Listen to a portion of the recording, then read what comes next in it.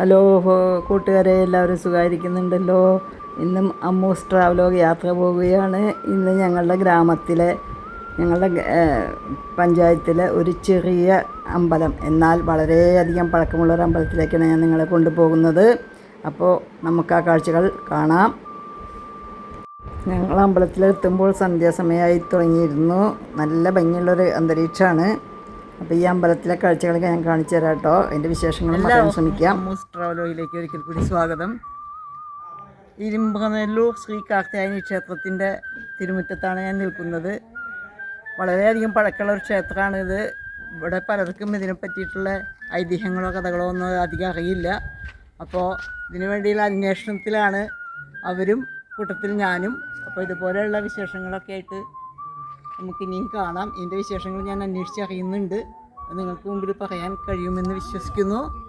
അപ്പോൾ എല്ലാവർക്കും അമ്മൂസ് ട്രാവലോഗിൻ്റെ പൈതൃക കാഴ്ചകളിലേക്ക് ഒരിക്കൽ കൂടി സ്വാഗതം. അപ്പോൾ നമുക്ക് യാത്ര തുടങ്ങാമല്ലേ. ഞാൻ തോയ്ക്കാവിൽ നിന്നാണ് യാത്ര പുറപ്പെട്ടേക്കുന്നത്. എൻ്റെ കൂടെ 2 ചേച്ചിമാരുണ്ട്, ശോഭനേച്ചിയുടെ ഹസ്ബൻഡും ഉണ്ട്. അപ്പോൾ ഞങ്ങൾ ഈ ഗ്രാമത്തിൻ്റെ ഭംഗിയൊക്കെ കാണിച്ചുകൊണ്ട് നിങ്ങൾക്ക് മുമ്പിലൂടെ ഇങ്ങനെ യാത്ര പോയിക്കൊണ്ടിരിക്കുകയാണ് കേട്ടോ. ഇത് ഏനാമാവ് ഭാഗത്തേക്കാണ് പോകുന്നത്.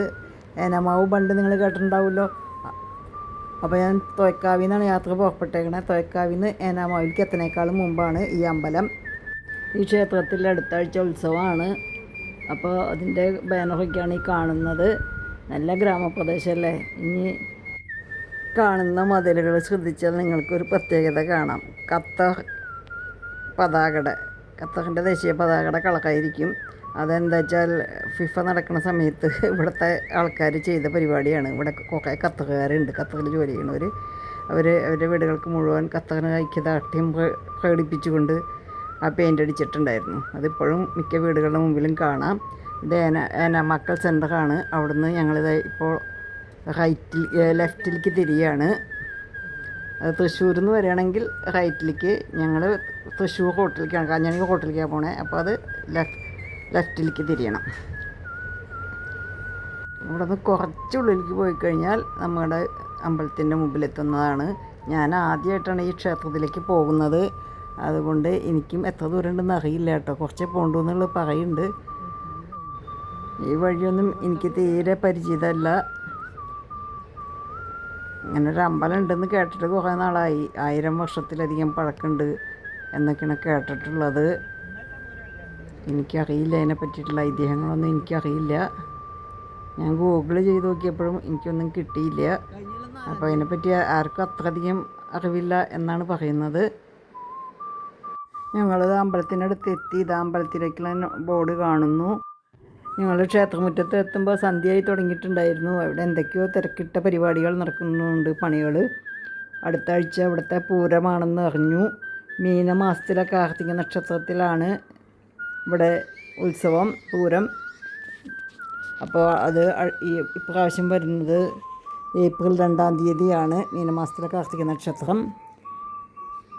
ഞങ്ങളകത്ത് കടക്കുന്ന നേരത്ത് ദീപാരാധനയ്ക്ക് വേണ്ടി നടയടച്ചിരിക്കുകയായിരുന്നു. നട തുറന്ന് ദേവിയെ കണ്ടപ്പോൾ മനസ്സിൽ നിറഞ്ഞത് എത്ര അനുഭൂതിയായിരുന്നു എന്ന് പറയാൻ വയ്യ. അത്രയ്ക്കും ഐശ്വര്യപ്രദായിനിയായ അമ്മ ഭക്തജനങ്ങളെ സദാ അനുഗ്രഹിച്ചുകൊണ്ട് നിൽക്കുന്ന വിഗ്രഹം. അത് കൺമുമ്പിൽ നിന്നും മറയില്ല, മനസ്സിൽ നിന്നും മായില്ല. അത്രയ്ക്കും ഐശ്വര്യം ഉദിച്ചു നിൽക്കുന്നൊരു വിഗ്രഹമായിരുന്നു. അത് കഴിഞ്ഞ് ഞങ്ങൾ പുറത്ത് കടന്നു. ചുറ്റമ്പലത്തിന് ചുറ്റും വലം വയ്ക്കുകയാണ്. പുറത്ത് ഉപദേവതമാരുടെ പ്രതിഷ്ഠകളുണ്ട്. പ്രധാന ഉപദേവനായിട്ടുള്ളത് ഗണപതിയാണ്. ഗണപതിയുടെ വലത്തോട്ട് തിരിഞ്ഞിരിക്കുന്ന വിഗ്രഹം അധികം സ്ഥലങ്ങളിലൊന്നും ഇല്ല എന്നാണ് ക്ഷേത്രാധികാരികൾ പറഞ്ഞത്. പിന്നെ വനശാസ്താവ്, ബ്രഹ്മരക്ഷസ്, നാഗരാജാവ്, നാഗരക്ഷി എന്നീ ഉപദേവന്മാരുകളും അവിടെയുണ്ട്. ആകെ നല്ല ശാന്തിയും സമാധാനവും നിറഞ്ഞു നിൽക്കുന്ന ഒരു ക്ഷേത്രാങ്കണം. ഒരു ജാതി പിച്ചി തന്നെയുണ്ട് അമ്മണിജി. പിച്ചിപ്പൂ പോലത്തെ ഒരു പൂവാണിത്. പിച്ചിയുടെ വർഗത്തിൽ തന്നെ പെട്ട വേറൊരു പൂവാണിത്.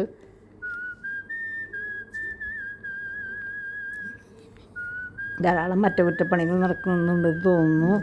അപ്പോൾ അടുത്ത ആഴ്ച പൂരാണ്. എല്ലാവരും ഉത്സവത്തിന് എത്തണം. വേണ്ട സഹായ സഹകരണങ്ങൾ ചെയ്തു കൊടുക്കണം.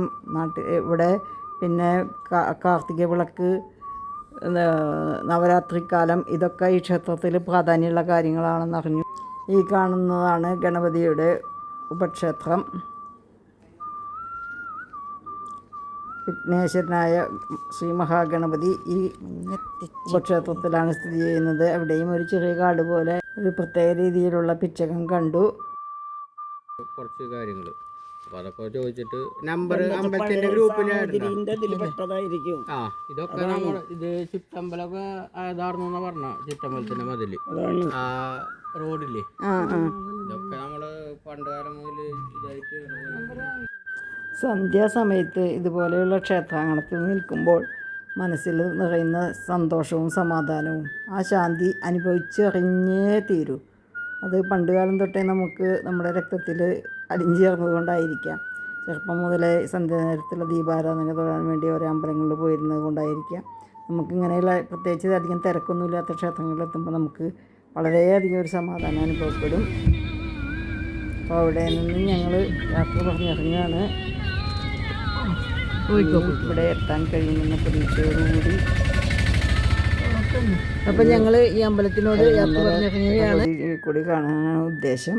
എവിടേക്കാണ് യാത്ര? തിരിച്ച് കരുവന്തലയ്ക്ക് പോവുകയാണ്. ആ വഴിക്കാഴ്ചകളാണ് ഈ കാണുന്നത്. ഇതാണ് ഏനാമക്കൽ സെൻറ്റർ.